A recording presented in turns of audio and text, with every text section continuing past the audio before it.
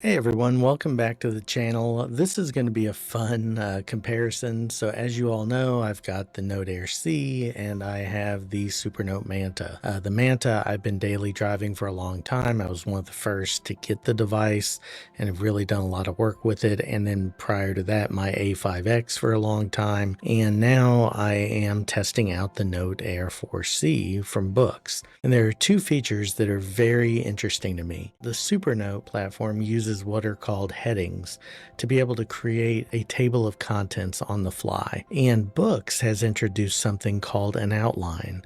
And they both have specific strengths and weaknesses, or I should say specific strengths and challenges, and they really kind of put you in two different headspaces. So let's go ahead, let's jump into this. I'll show you how each one works, and I'll give you my final thoughts and conclusions on who I think each of these are for and how they can both be very effective organizational tools. Let's go ahead and get started. So here we are with the BOOX device, and we'll go ahead and start with the Note Air 4C because I think it's going to be really telling what this device is capable of, as well as how it has been designed. So the Note Air 4C has a lot of different features and functionalities, and it's really an interesting device.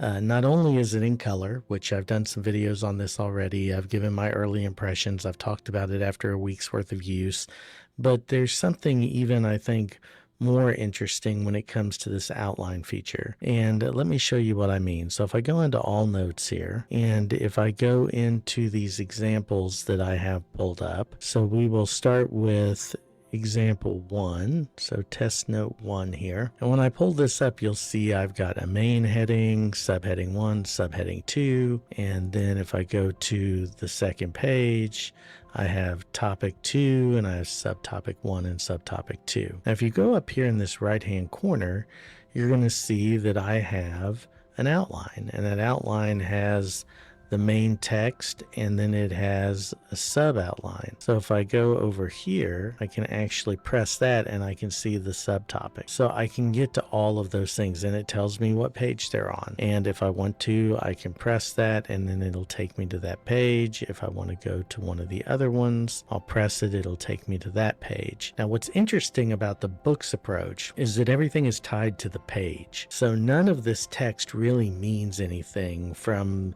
the standpoint of how the outline is tied. As long as you have these same headings on the same page, you will be able to move these around, shuffle them around, make them different, and it's not going to change the outline. It'll move the pages and it'll tell you, okay, this is on now page 2 or this is on page 3, but only because you have created that outline manually. So let me show you how that works. So for example, let's just do a new page. So we'll go main heading, we'll go topic 2. So now we'll go topic 3. So let's just make topic 3, and then we'll just do sub 1 and sub 2. Now what you would think would happen here is that I would circle these and turn those into the headings, but that isn't what happens.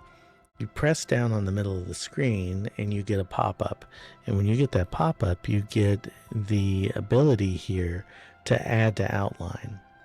And when I do that, it's going to pop up with a text box. Now it doesn't actually recognize the text. You have to go in, and then I will say topic 3, and that will recognize, and now I say okay. And if I go over here to our page, you're going to see now right here topic 3 is created. Now if I want these subtopics, I actually have to create them from the outline. So I can't go to that same way of doing it we did it a minute ago. I have to go here to the ellipse and I have to create subtopic. If I create a subtopic, now I can create sub 1 and say okay. And now you'll see that's created sub 1. So it's a pretty cool functionality. And if I move these pages around, if I insert them somewhere else, if I merge them with another note, they will maintain the page they're on and adjust accordingly. If I go to the merge note, you'll notice that if I go here, I've got a bunch of different things. Okay, and it sees all of this in the order that it is brought in. So Books allows you to merge notes, which is kind of cool. Supernote doesn't do that. It allows you to copy and then add pages. So you basically put the pages in. Kind of wish they would let you merge notes. That would be a little bit less friction on their part.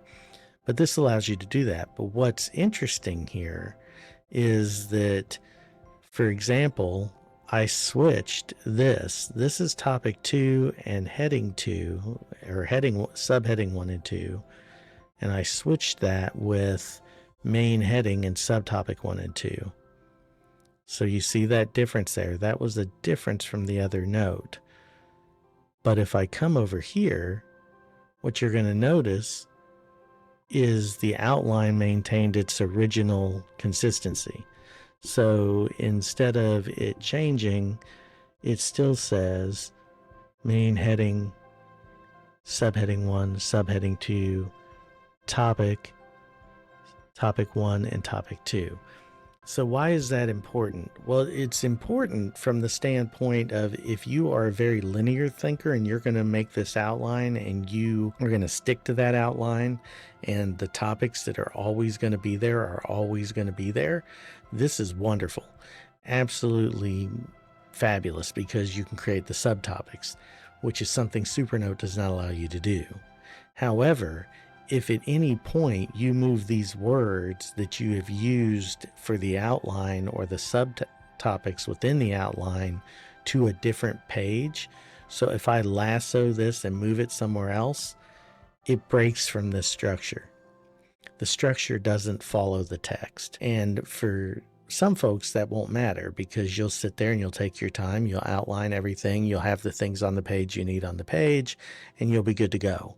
For people who are a little messier, maybe like me, then that could really cause a problem, because if I inserted a page and said, oh, well, this topic really belongs with this page over here, if I move that text off of the page that it was created on with the outline, it won't reflect anymore. And hopefully that makes some sense, because that's not always the case, but it could be. And I think that's where it could get a little bit murky.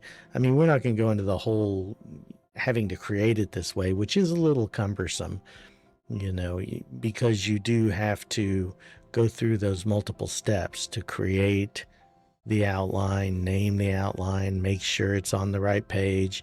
Now, you could probably go in and edit that if you moved it and make it go to the other page. But again, that's some friction that I just as a user don't want to go through. But it's a very useful tool. It's a very powerful tool. And the big advantage that this does have over the Supernote is that when I go to export that outline, again, assuming that I left all of the headings and subheadings on the proper pages, then that actually exports as a table of contents into a PDF. And that's something Supernote just does not do. It doesn't allow you that functionality. It works very well within the notes, very much like this outline here. But it does not, and even in their apps, but it doesn't work outside of that. So let's jump over to the Supernote real quick, and we will take a look at how headings work, and then we'll come back and we'll talk a little bit about kind of what I think both use cases are really good at and what both struggle with a little bit. Okay, so here we are with the Manta, and I wanted to show you how this looks in this particular case. So you'll see again, I have headings 1 and headings 2, so I'm trying to be consistent between the two different ones. And with headings 1, let's go ahead into that, and you'll see, and these get a textual marker. So whenever you create a heading in Supernote, it actually marks that as a heading. And then there is a way in a beta now, but I'm not going to go through that right now. That's in another video, where you can convert this to text and have it be outline feature in Books, and you could use it that way. But again, you're still circling and tying something to that text. So you're either tying it to your handwriting or you're tying it to text. And that way, when you come over to your table of contents, you can see what you have. Now, these are all headings. There are no subheadings. I've tried to differentiate here by drawing some arrows. So you could draw bullets, you could put in a sticker, you could do a lot of different things here to differentiate and kind of make these be kind of a hierarchy in the way that BOOX does. But remember, that isn't going to export to a PDF. So it'll work when you're within the Notes app, when you're within the desktop apps, all of that will work, but it won't do that. So there, and it shows your page numbers. So very similar to the way BOOX does this. But what is majorly different is, well, and let me show you how that actual function works. So let's do another test, and I'm going to circle that. And when I do, I can do my heading. We'll make this one a little bit lighter. Now, if I come back over here, you're going to see that I have my test heading. And it even kind of did it in the diagonal. Again, wherever you add that text, it's going to add that, and it's going to tell you what page it's on. So it's a pretty useful functionality. And then if you ever want to break that, you can circle it again and delete it, or you can actually delete it from right here, and I can say, you know what, I don't want that to be a heading anymore. Now it's broken that link. Now, here's where it gets interesting. So since it's tied to the text and not to the individual page, I can move this text anywhere I want. Go ahead and copy all of this, and let's go ahead and cut it, and let's just go a couple of pages out. Let's go to our lasso tool here, and let's paste, and we'll just put that right in here. Now what you're going to notice when I come back over here is that the page has updated. And you'll see now that instead of being on page 2 like it was before, we're on page 4. And all three of those things moved to that new page. And if you go into your pages view here, you're going to see that we added those 2 blank pages, and that's now here. And from here, and this is where BOOX kind of has the advantage, because you can just merge notes and everything merges. With this, you have to actually copy and paste the pages. It's not a horrible process, but the larger the notebook, the more ridiculous that kind of gets. But what I've done to kind of simplify that is I have gone in and I've created a couple of merged notes. So here you'll see that I've merged a couple of things. When I go to my headings here, again, you're going to see all of the different merges, and they went into the specific topics and pages based on where I pasted them within the document. And then all I have to do is move that around. So hopefully that makes sense. I think that, you know, both of these have tremendous functionality. If you're staying in the Supernote ecosystem, if you're staying in the app, if you're staying in the tablet itself, the headings feature is extremely powerful because you can just mark things at will. Circle absolutely any text, turn it into a heading, and then you are good to go. If you are going to export this to a PDF and want to be able to use that as a navigation for your PDF, the BOOX outline feature is going to be very powerful. But now that we've seen these, let's jump back over and let's kind of talk about what the use case is for this. All right, everybody, thank you for hanging in there with me. This has been a little bit of fun for me because a good friend of mine, Aaron at 2530 Media, we've had this constant back and forth about the outline versus the headings feature. So the outline tool on the BOOX platform versus the headings on the Supernote platform. And we keep going back and forth because, quite frankly, I've never used a BOOX device until the Note Air 4C, but I have constantly used the headings. And for me, they've been very useful. Now, I don't use them as this big master note like some people do, but I use them a lot for eventually consolidating notes and then having those headers automatically come in because they're tied to that text. And so they're very useful in that way. I can copy and pull in all of these pages from all of these different notes to this one master note for an archive, and it'll automatically have all of those navigation features.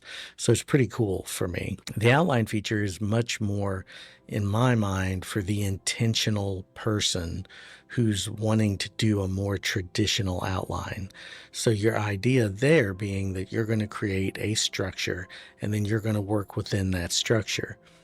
The problem for me in that scenario is, what if I want to insert something or move things around, and now a heading that was on page 2 is now on page 3? Or maybe I think that this piece of text and this heading belongs 5 pages earlier. Well, Books has a way to do that, I think, in that when you would go in and edit the page that that heading is on, the problem with that is it's not very fluid. With Supernote, yes, if you export to a PDF, you don't get any navigation features like you do with Books. But if you're staying in the ecosystem on the tablet or on their apps, if you move that text that's been selected and highlighted and turned into a heading anywhere in that note or another note or anywhere else, it remains a heading. And I think that's kind of the beauty of tying it to the text. I kind of think that it would be really cool if you could marry these two features to where once you convert the text into the heading, you could then add a sub heading to that. But again, I don't know how functional that would be. I think the workaround on the Supernote is to kind of add something at the beginning, either a sticker or an arrow like I was doing that designates a subheading. But even then, it can get a little cumbersome and a little bit quirky. Books makes that really easy. The problem is, once you get below that page level, once you get off of that page, if you move anything off of that page, you've got to remember then to move the page number that that's on, because it's not tied to that text in any way. So again, both of these have extremely valuable uses. I think they're both excellent tools. The biggest consideration you have to have when you're looking at these and trying to decide your best workflow is understanding how they work and understanding which one would be the most powerful tool for you. You know, are you a very linear thinker? Once you put something in an outline, does it stay in that outline? And can you tie yourself then to the page? And if you can, then Books is probably the way to go. If you're going to be moving things around and it may be a little chaotic and you need to be able to just circle it and move it and not have to think about it again, Supernote may be the best possible avenue for that. For me, that's where I land. But again, that's just my own personal preference.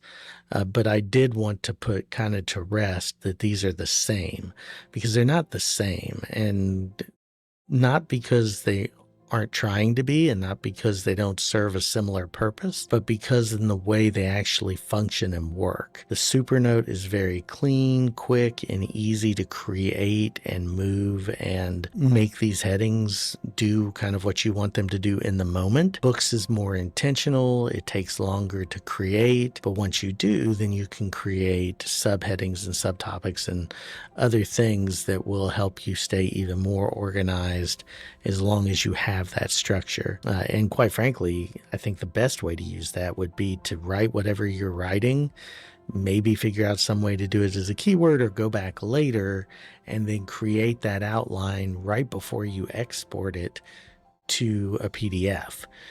Because you then already know where everything is going to live. There's no more guesswork. There's no moving it 3 or 4 times. And I think that is a good way to then make this a navigable PDF. On the Supernote side, if they could figure out the way to make these export to PDF, it would be even more powerful, because you wouldn't have to have everything written and create those afterwards to be able to do that.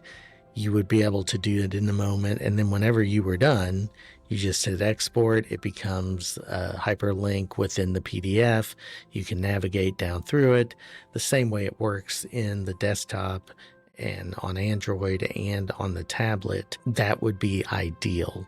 And I think that hopefully that's where Supernote is going now that you can convert these into text. I'd like them to be able to do it both with text and handwritten headers. I think that, and handwritten headings, I think that would be fabulous. But anyway, hopefully this video was useful to you.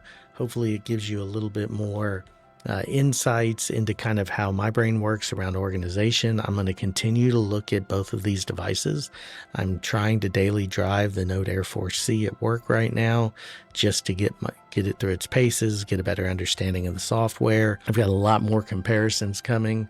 We're going to talk about tags versus keywords. We're going to talk about the Notes apps in a little bit more detail. We're going to talk about the reading experience, a lot of different things that we're going to compare between these devices. But I wanted to give you my thoughts on this one because I think it's really important, especially from an organizational perspective. But thank you all for your support. We're approaching that 3,000 subscriber mark. By the time this video comes out, we should be over 400,000 views. I cannot thank you all enough for that. It's amazing that so many of you have tuned in and watched. If you haven't subscribed to the channel yet, please do so below. Also, please like the video, add your comments down below. I try to respond to every comment. And, you know, if you haven't followed us over on Patreon yet, do that. Check out my organization class and become a YouTube channel member. All of these things are fairly low cost, but they help support the work I do and support the channel. And I greatly appreciate it. You'll see my YouTube insiders and my Patreon insiders and supporters scrolling on the screen right now. Anything you can do with my affiliate links, anything to help at all is greatly appreciated. But until next time, thank you all so much for tuning in and keep on moving forward. I'll talk to you soon.